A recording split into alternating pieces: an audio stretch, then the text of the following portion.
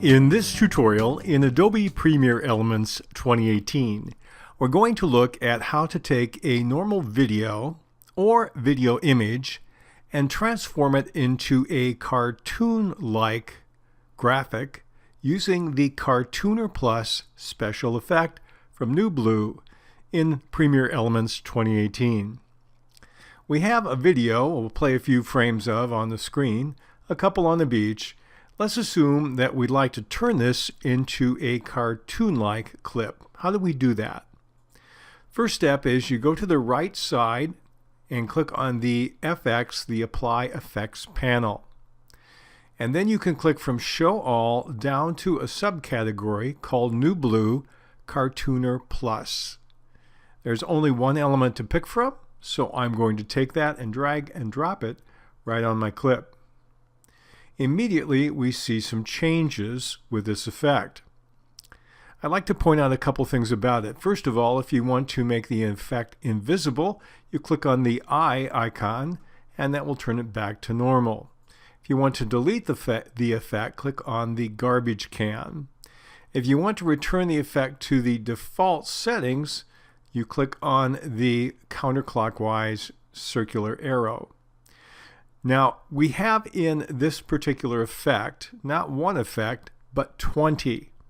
If I click on the down arrow, I notice the default is animation, but I actually have 20 different options to pick from. These are all presets. We could turn to dense texture and we'll see a difference on the screen. Likewise, we could click on something like pencil text. That would give me yet another option.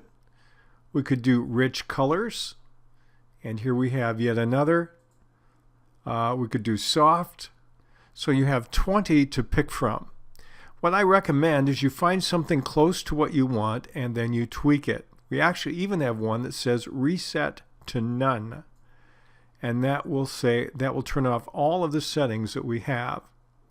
We actually have 13 different settings to build our own or modify with any of the presets. 4 are related to lines, 9 related to paint.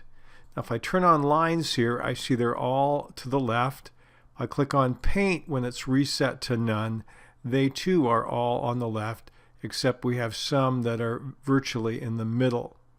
So what I'd like to do is go back to the default one, which happens to be animation, and then we see the value of these different sliders set in this particular preset.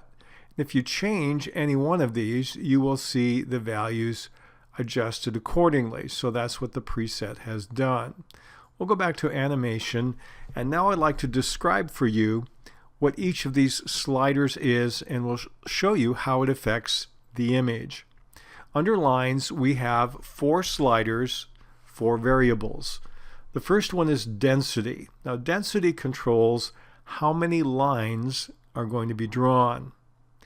At the lowest value on the left, you have only the simplest, the most obvious lines that show up. So if we drag this to the left, you notice we have many of the finer lines disappear.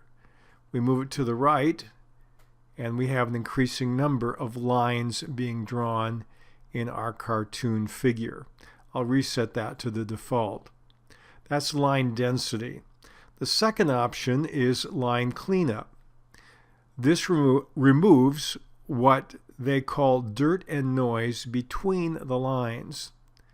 Right now on this particular preset it's 54.96. If I move it to the right, you're going to see a little bit more of that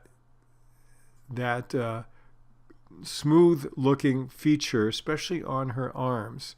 If I move it to the left, you're going to see a lot more of the little black spots, dirt or cleanup. And so it's a little more rough on the left side with the cleanup over there. We'll go back to default again. The third one is width. When it comes to lines, the width value sets the width of the lines. When I move it to the right, the lines actually simply get wider. And so we notice this very much on the outline around her arm and on the stripes on his shirt. The last of the 4 values related to lines that you can adjust any way you like is mix. It determines the intensity of the black lines mixed with the image. If I increase the value to the right, I have more solid black lines. If I move it to the left, we have much more faded black colors. So those are the 4 variables that we can adjust when it comes to the lines value. I'll reset those back to the default for that preset. Now we have 9 to look at when it comes to paint. You can adjust them first of all by adjusting the layers. This determines the number of layers of paint for the coloring of the picture. If you choose it on the left side and select a low value, this will give you broad, distinct layers. We can see it here in the sea, and there's much more blending. If I move it to the right, on the right side, we have a continuous changing palette when it comes to layers. So that's what the layer value is. We'll reset to normal. The next one is smooth. This controls the smoothness of the edge of the layers. Low values set a harsh, high resolution value. You see it here especially in the water and in her hair. And if I move it to the right, it's much more muted, much more soft when it comes to the division between the layers. The next value in paint is sharpen. This increases the sharpness of the layer edges. So this one starts out all the way on the left. If I turn it all the way to the right, you see especially around her leg, this area is much more sharp, clearly defined on the edge of the actual layers than it used to be. The next one is shading. It adds a bold shading to the edge of the objects in the picture, making it more dramatic. Right now we're down to the lowest level possible, but if I move it to the right, we see we have kind of a glow around her, and that's an example of that bold shading. We'll go back to default again. Color shift I wouldn't use much, but when you change the value, the colors change to other colors that fall within the spectrum of the primary color. So if I move it to the right, you see the difference especially in the water and in the skin. The skins are more reddish, the water's more greenish. I move it to the left, we're on the yellow and blues. That's the color shift. The next one is color. This really sets the color saturation. When you decrease the value, you get more toward monochrome. I go back and the colors are less and less distinct all the way down, and it's basically almost black and white. I turn it up, and the colors are much more vibrant, much more intense in terms of their coloring. The next value in my list here is the one called brightness. This is basically the overall brightness of the picture. I can make it glow a little bit more. It's very bright, or I can move it back, and it's much more in the darker colors. That's the brightness.